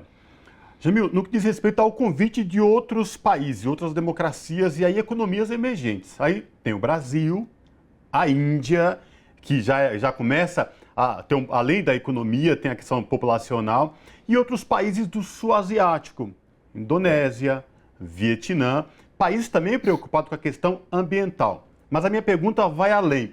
Já é um alinhamento com alguns países que estão lá nos BRICS, porque o G7 por si só não está dando conta de tudo isso, Jamil? O G7 sabe que ele não tem a capacidade de mais de voltar a ser o que ele era, por exemplo, nos anos 80. O G7 foi criado nos anos 70, nos anos 80 e anos 90 ganham um status de uma espécie de diretório mundial, mas, claro, eles são superados pelo fato de que a China, a Índia, o Brasil, em um certo momento, e tantos outros países, Turquia, Indonésia, acabam assumindo um papel muito grande. Então, esses convites, eles fazem parte, como você colocou, de uma lógica de entender que sozinho o G7 não tem mais esse protagonismo. Agora, os convites, eles também são muito bem calculados. Por quê? Porque um outro tema grande do G7, que não tocava a gente diretamente, era a China. Ou seja, como conter a China. E aí, o que fazem os japoneses? Convidam a Coreia do Sul, a Indonésia e o Vietnã, além da Índia. Ou seja, fazem um cinturão na China, né? de alianças ou de países que podem ter uma posição mais próximas às do Japão e que poderiam fazer alguma espécie de aliança, de coalizão para frear esse avanço chinês. Olha que curioso essa história, porque, claro, isso interessa sim a Índia, isso interessa sim a Coreia do Sul, isso, claro, é uma pauta japonesa, não só japonesa, mas americana também, mas ali na Ásia é também uma pauta japonesa. E aí tem um convidado que você fala, puxa, o que ele está fazendo aqui? O Vietnã, né? Um país comunista, né? Um país que tem todo o histórico de uma guerra contra os americanos, né? Você poderia pensar, será que não mandaram o convite para o lugar errado? Estão convidando os comunistas vietnamitas para uma reunião do G7. Mas olha só como é a geopolítica. Hoje, o Vietnã é um aliado americano contra a expansão chinesa dos outros comunistas. Então é muito interessante essa posição hoje do Vietnã, é muito interessante que o Vietnã tenha sido convidado para o G7, e aí a gente descobre que esse negócio de condenar ditaduras depende de qual ditadura, né? O Vietnã está lá embaixo no ranking dos países que aceitam, que respeitam a liberdade de imprensa. É um dos piores do mundo. É um regime que só tem um partido. É um regime que não admite absolutamente qualquer tipo de contestação. Mas é amigo nosso, né? Ou seja, nosso, estou sendo irônico aqui, é amigo dos americanos. Por quê? Porque interessa geopoliticamente aos americanos ter o Vietnã ali. Enfim, é só, perdão pela avaliação aqui, longe dos interesses brasileiros, mas só para a gente entender que quando é amigo, parece que essa questão de ditadura, comunismo, liberdade de expressão, isso a gente deixa para lá. Quando me interessa, a gente esquece, né, Jamil? Não, mas é sempre importante trazer panoramas para além do nosso país também, é uma forma da gente compreender esse jogo geopolítico aí de outros países que não são nossos. Então conversamos com o Jamil Chad, que é jornalista brasileiro radicado em Genebra, na Suíça e colunista do portal UOL. Jamil, é sempre um prazer falar contigo aqui no Revista Brasil TVT. Prazer é todo meu. Só uma última informação, o presidente Lula conversou com o presidente Putin hoje pela tarde, e nós temos algumas informações bastante relevantes da própria reunião, na qual o Putin diz a Lula que o plano de Zelensky, o plano de paz de Zelensky, significaria a rendição da Rússia, e por isso que ele seria impraticável. Enfim, um pouco de detalhe aí da conversa. Vocês podem também encontrar na minha coluna de hoje. Abraço, Jamil. Até a próxima. Jamil. Projeto de lei de autoria do governador Tarcísio de Freitas, do Republicanos, aprovado na Alesp, que é a Assembleia Legislativa de São Paulo, aumentou salários da Polícia Militar e Civil, mas deixou policiais penais de fora deste aumento. Sobre essa questão, nós conversamos agora com Cláudio Aparecido da Silva, que é o professor, militante do Movimento Negro e ouvidor das polícias do estado de São Paulo. Professor Cláudio, tudo bem? Prazer recebê-lo aqui no Revista Brasil TVT. Seja bem-vindo. Boa tarde, é uma satisfação estar aqui na TVT. Maravilha. Professor, muito se falou deste projeto de lei do governador Tarcísio de Freitas, que foi aprovado na Alesp, que traz aí aumento para policiais militar e civil no estado, mas tem uma polêmica aí porque deixou policiais penais de fora deste reajuste. Como é que repercutiu isso na ouvidoria? Como é que o senhor recebeu essa notícia? Queria lhe ouvir. Embora a ouvidoria ela não tenha ascensão sobre a atividade dos policiais penais, de fato, essa postura do governador em relação ao atendimento das demandas dos policiais penais pegou de surpresa os policiais penais, né, uma surpresa negativa, e também gerou um debate não só na Assembleia Legislativa, entre os deputados e deputadas, nós acompanhamos de perto a tramitação do projeto, mas também na sociedade como um todo, pelo fato dos policiais penais estarem se sentindo excluídos, né, desse plano de valorização. O governador argumenta que os policiais penais eles não estão dentro da política de segurança pública, porque os policiais penais estão sob a égide da Secretaria de Administração Penitenciária, mas isso, de fato, não pegou muito bem. Ouvidor, gostaria de trazer outro assunto aqui para o nosso debate, que é o seguinte. Nós temos aqui no estado de São Paulo um programa chamado Olho Vivo, onde os policiais, os agentes, usam câmeras acopladas aos seus uniformes para que seja acompanhada as abordagens policiais. Gostaria de ouvir o senhor sobre esse programa. Derrite, que é responsável pela segurança pública do Estado, em algum momento disse que talvez não daria sequência ao programa, mas de fato voltou atrás e o programa ainda existe, as câmeras seguem em utilização, e gostaria de ouvir um balanço sobre esse programa por parte da ouvidoria. O programa Olho Vivo é uma política pública fundamental no sentido da gente ter para a sociedade um controle da tropa, um controle da atividade desenvolvida pela tropa, né? Mas a gente percebeu que ela vai além disso, né?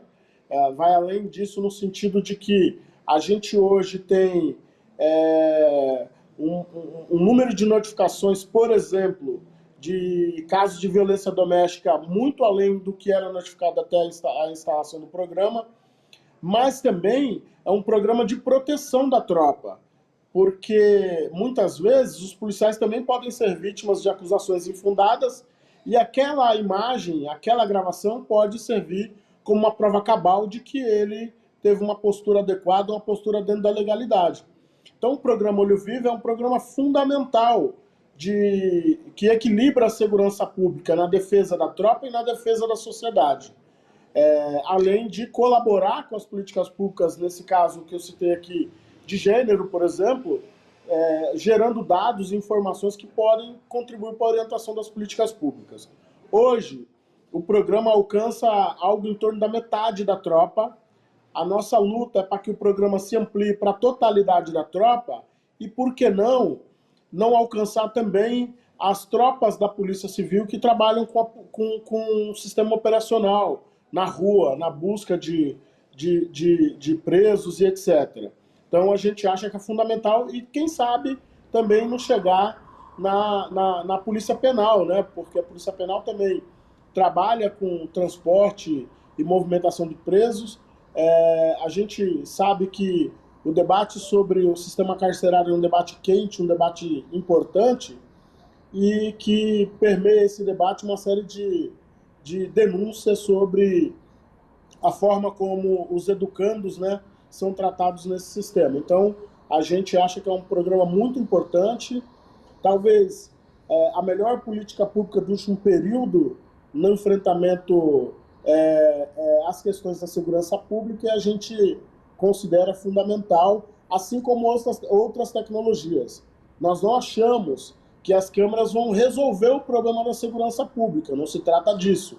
A gente acha que ela é um elemento fundamental e a gente quer que ela, junto com outras medidas tecnológicas ou não, colaborem para que a gente tenha uma segurança pública cada vez mais comunitária, cidadã e próxima da população. Professor Cláudio, eu queria lhe ouvir agora de um tema que a gente sempre discute aqui no Revista Brasil TVT, na Rádio Brasil Atual, em vários segmentos da sociedade, que é a questão dos direitos humanos dentro das forças de segurança. Nos últimos tempos, a gente vem acompanhando e noticiando vários casos de violência dentro das corporações. Policial que tem problema de saúde mental e aí ataca um colega, assassina um colega, aqui em São Paulo e também fora do estado. Queria lhe ouvir como é que está a saúde mental aqui no estado de São Paulo. O senhor é ouvidor das polícias, a saúde mental dos agentes de segurança pública e como se trabalha essa questão dos direitos humanos dentro das corporações. A gente avalia que a questão da saúde mental hoje dentro da política de segurança pública do estado de São Paulo, e isso não se limita apenas à polícia militar, isso também abrange a polícia civil, é uma questão relevante e importante a ser debatida, a ser aprimorada e ser discutida, não só para dentro das corporações e da questão da segurança pública, como também com promotores de políticas públicas, como é o caso, por exemplo, dos deputados estaduais e demais autoridades, no sentido de que hoje os dados de mortalidade por suicídio, por exemplo, são assustadores, né? Nós chegamos à incrível marca de 21 mortes por suicídio no estado de São Paulo, sem ter qualquer dado de morte, por exemplo, de policiais em patrulhamento. Isso chega a ser absurdo. Então, essa é uma preocupação muito, muito grande nossa aqui, de que forma que a gente pode pegar essa tropa que, na nossa opinião, está adoecida mentalmente e construir caminhos para que a gente consiga corrigir esse adoecimento e ter uma tropa cada vez mais capacitada. Porque a gente acha que essa questão do adoecimento mental, ela incide imediatamente na forma como a polícia atende a população como um todo. Então, um policial que está passando por problemas mentais, ele pode fazer uma abordagem mais agressiva, ele pode disparar uma arma sem a necessidade de fazer aquele disparo, ele pode, a ação dele pode incidir de várias formas na vida da população que não é a forma que a gente deseja que aconteça, além de colocar em risco a sua própria vida e a vida dos seus familiares. Então, a gente está muito preocupado com isso e a gente acha que esse é um debate que precisa ser feito mais aprofundadamente entre a ouvidoria, a polícia e também um debate muito firme na Assembleia Legislativa, porque a gente precisa disponibilizar e envidar recursos, inclusive financeiros, para que a polícia possa estar aprimorando as políticas de controle da saúde mental da sua tropa. Perfeito. Então, conversamos com Cláudio Aparecido da Silva, que é professor, militante do Movimento Negro e ouvidor das polícias de São Paulo. Ouvidor, muitíssimo obrigado pela participação conosco aqui hoje no Revista Brasil TVT. Eu que agradeço, deixo um grande abraço para a TVT e um grande abraço para todos os telespectadores. Abraço. Abraço. No nosso momento cultural, vamos falar de Harry Belafonte, que acumulou sucessos nas paradas musicais dos anos 1950 e foi expoente da luta pelos direitos civis nos Estados Unidos. Belafonte morreu no mês passado, aos 96 anos, por insuficiência cardíaca. Ele também contribuiu para popularizar ritmos caribenhos, aliás, lá na sua grande jornada enquanto músico, enquanto cantor. E quem fala com a gente sobre o Harry Belafonte é o jornalista e nosso colega aqui da TVT, José Trajano. Tudo bem, Trajano? Prazer te receber mais uma vez aqui no Revista Brasil TVT. Um abraço, o prazer é meu, estou à disposição. E falar de um grande sujeito, de um grande homem, que onde ele militou deu certo. Foi um exemplo de vida. Trajano, eu vou contar uma curiosidade aqui para os nossos telespectadores da TVT e também ouvintes da Rádio Brasil Atual. Eu te conhecia literalmente por falar de esportes, uma enciclopédia viva do esporte, não só brasileiro, mas mundial. Mas essa coisa desse lado musical, para mim era desconhecido. Fala pra gente de onde vem essa questão também do lado musical, Trajano. Bom, vem de longe, vem bem de longe. Mas durante muito tempo da minha vida, eu vivi junto de músicos. Até morei com alguns músicos. Por exemplo, eu morei com Sá Rodrigues em Guarabira, num apartamento em Ipanema. Não existia Sá Rodrigues em Guarabira ainda. Foi formado ali, naquele apartamento. A minha irmã era cantora. Cantou muito tempo nos Estados Unidos, junto com a Ayrton e com a Flora. Foi casada com Luiz Alves, o baixista. Depois com Hugo Fatoruso, grande tecladista uruguaio. Então eu sempre tive... E eu tive, veja você como é a natureza, hein? Um jornal de música aqui em São Paulo. Era meu, do falecido grande jornalista Sérgio de Souza, e do Polé Láfia de Jesus, que fazia a parte gráfica, chamado Canja, porque tem um tema muito usado no meio musical, né? Vou dar uma canja aqui, canja ali. O jornal começou semanal, virou quinzenal, depois virou mensal e depois faliu. Mas era muito interessante, era um jornal de música, muito legal. E então, vamos falar dessa figura, então, que é Harry Belafonte, Trajano. Queria que você trouxesse, você falou um pouco, já deu um spoiler aí básico, falando de onde ele atuava como militante e dava certo. Ele é um dos fundadores, por exemplo, do USA for Africa, uma ação bastante importante em defesa ali desse continente que sempre foi tão subjugado aí na geopolítica, enfim, nas condições do mundo, mas ele atuava fortemente em defesa dos direitos da população negra nos Estados Unidos. Queria que você pudesse, além de falar da questão musical, que ele foi tão importante, mas também dessa linha que ele tinha de atuação militante ali na década de 50, algo, digamos assim, que era especial, né? É verdade. Isso remota à minha infância, né? As primeiras vezes que eu tomei conhecimento do Harry Belafonte, era o cantor Harry Belafonte, com o sucesso do Calypso. Ele foi chamado o Rei do Calypso, no início da carreira dele como cantor, né? Eram músicas jamaicanas, músicas ali do Caribe, que começaram a ser divulgadas pelo mundo. E lá em casa, a minha mãe adorava. Comprava os discos, 78, aquele disco. Tinha uma rádio vitrola na sala. E todo dia era Banana Boat para cá, Matilda para lá. Ela adorava o Harry Belafonte e Calypso. Mas o que aconteceu? Esse lado dele ativista, eu só vim a descobrir muito tempo depois. Para mim, Harry Belafonte, durante muito tempo, foi um excelente cantor, o Rei do Calypso, que era um ritmo também que eu gostava muito, e depois um grande artista. Não fez muitos papéis no cinema, mas era um homem muito bonito, aparecia em filmes e tal. Você juntava o cantor com o ator. Tempos depois, que eu fui crescendo, tomando mais conhecimento das coisas, que eu pude acompanhar esse ativismo do R. Belafonte. Que, se você pegar o currículo dele, é uma coisa grandiosa. Ele, por exemplo, ele pagou fiança para o Martin Luther King sair da cadeia, para ter uma ideia. Depois ele teve até um entreveiro com os filhos do Martin Luther King, pelo alguns direitos e tal, mas acabou dando tudo certo. Ele se aproximou do Mandela na África do Sul, sabe? Lutar contra o apartheid. Ele fez campanha contra o Bush, né?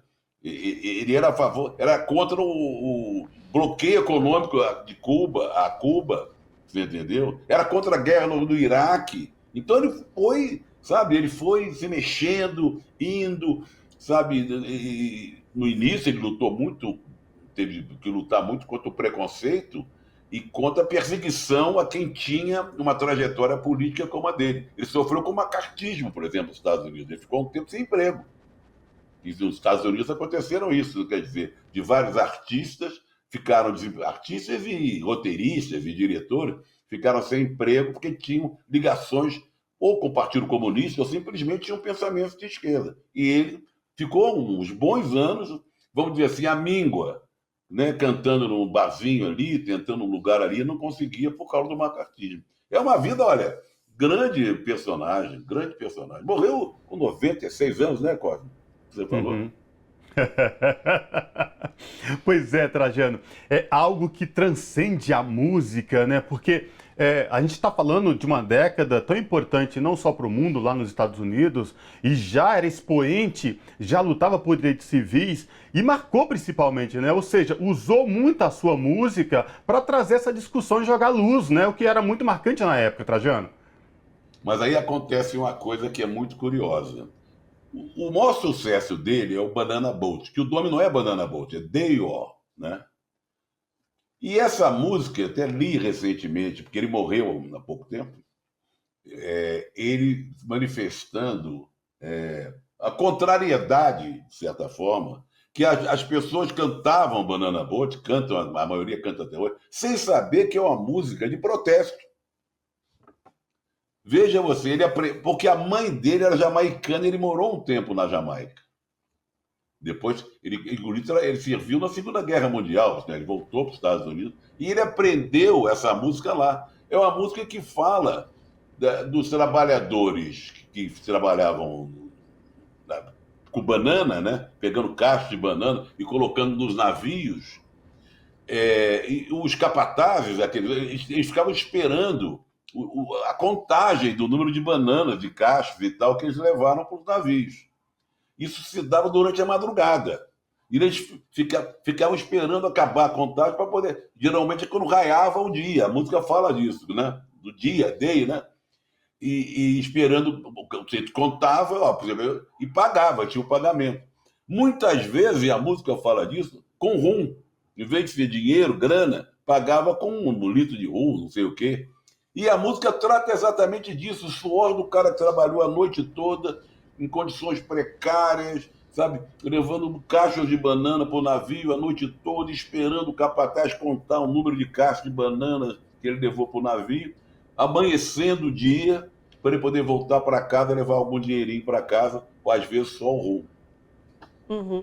E aproveitando, você comentando essa questão da música famosa dele, do hit, digamos assim, da vida de Belafonte, é importante também lembrar que ele foi o primeiro músico negro a ganhar um Emmy e um Tony, que são premiações importantes no campo da música, assim, de um modo em geral. Hoje em dia, inclusive, abarca vários países, vários ritmos, várias condições, mas é bastante expressivo. Ele ser a primeira pessoa negra mostra aí, talvez, a minha pergunta mostra a relevância que ele tinha ali no cenário musical também?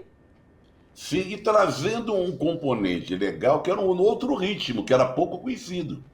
O calypso, se você ouviu um calypso, ele tem uma batida de tambor, o tambor de lata. Você pode ouvir um calypso, de tambor de lata. E ele cresceu, fez sucesso, sei lá o quê, numa época que o rock Elvis Presley estava pegando fogo. Você entendeu? O rock do Elvis Presley. Muito tempo depois vieram os Beatles e tal, outro tipo de rock, Rolling Stones e tal. Mas era uma disputa ali do calypso, de certa forma, com o rock de Bill Haley, né? Os seus cometas, Elvis Presley. E no cinema, quando ele começou no cinema, ele foi para o cinema dele, ele tentou ser ator logo que ele chegou, quando era jovenzinho, fez curso e tal. Mas tinha um outro ator que fazia muito sucesso, negro, o Sidney Poitier, né, que fez grandes filmes, grandes papéis. Eles foram amigos, contemporâneos, né? E o Sidney Poitier fez mais sucesso do que ele no cinema, né? Filmou, você pegar a lista de filmes do Sidney Poitier é impressionante. Mesmo assim, ele não gostava muito de cinema, pelo que eu podia apurar. Ele fez Carmen Jones, que foi um filme muito famoso, mas o negócio dele, eu acho que era a música, ser cantor e o ativismo político. Aí que ele, eu acho que se sentia mais à vontade. Ele foi levado para o cinema, né, pelo sucesso, mas não era onde ele tinha, assim, se desempenhava melhor para gosto pessoal. Ô, Trajano, é possível a gente dizer que o Belafonte, ele inovou quando ele pegou as partes da tradição da família, da cultura, né, da origem dele, e levou esses ritmos caribenhos para os Estados Unidos, que não olhava muito bem para esse lado musical que vem, né, do Caribe, enfim. Ele inovou para além da cultura local estadunidense, por exemplo, Trajano? Assim, foi a novidade, né?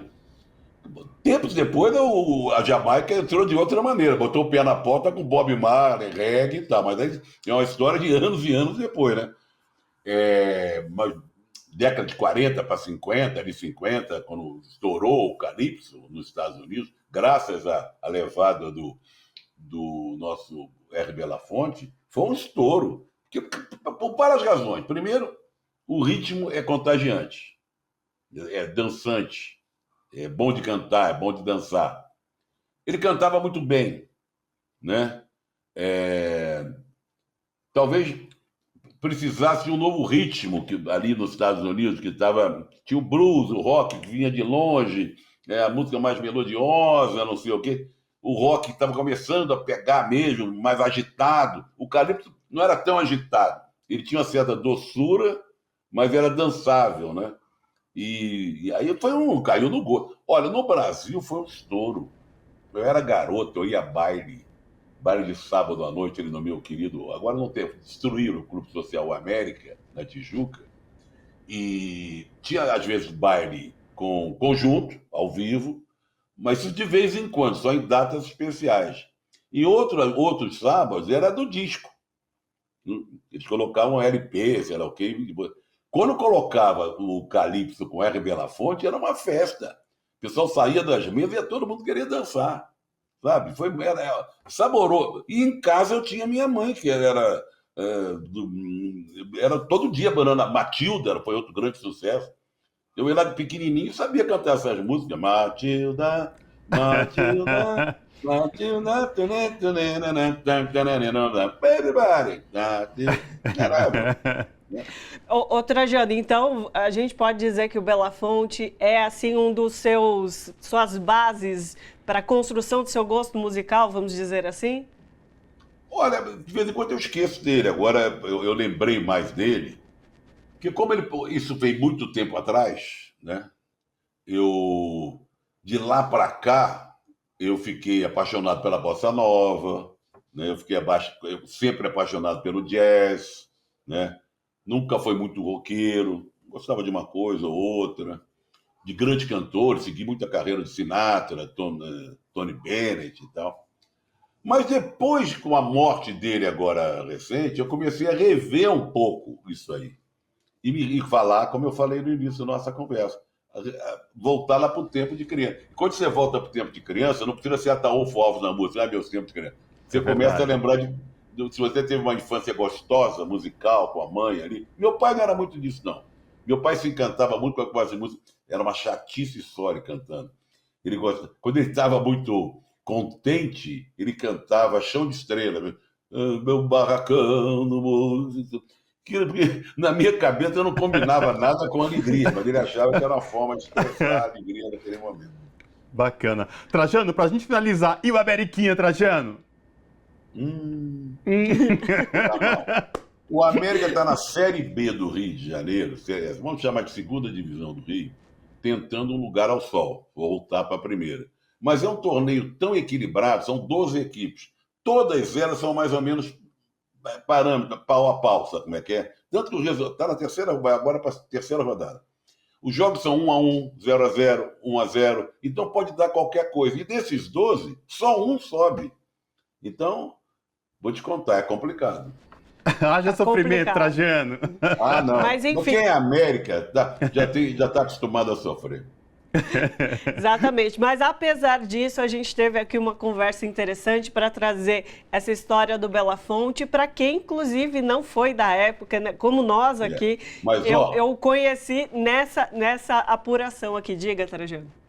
Lembre que eu tenho o programa O Papo com Zé de segunda a sexta, de 6h30 às 7, hein? Vamos Tá sempre certo. recomendar, estamos firmes. Na aí. TVT, Aí eu falo sim. de música, eu falo de esporte, falo de política, né? Na De TVT. segunda a sexta, Papo com Zé. Na TVT e na Rádio Brasil Atual. Assim como Brasil nós Atual aqui. e na TVT, exatamente. Exatamente. Então, conversamos com o jornalista e nosso colega aqui da TVT, José Trajano. Trajano, muito obrigada mais uma vez por estar conosco aqui no Revista Brasil TVT. Legal.